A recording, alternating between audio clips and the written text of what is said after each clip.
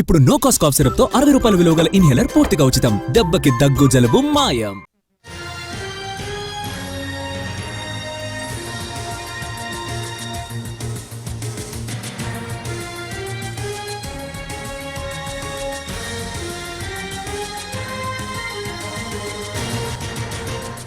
ఆస్తి పంపకాల్లో వివాదాలపై సుప్రీంకోర్టు కీలక వ్యాఖ్యలు చేసింది. వీలునామా లేకపోవడం వల్లే ఆస్తి వివాదాలు పెరుగుతున్నాయని అభిప్రాయపడింది.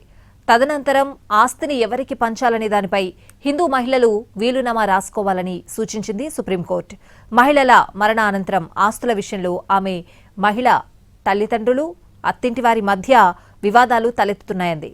ఈ కేసులో విచారణ జరిపింది జస్టిస్ బివి నాగరత్న, జస్టిస్ ఆర్ మహదేవుల ధర్మాసనం.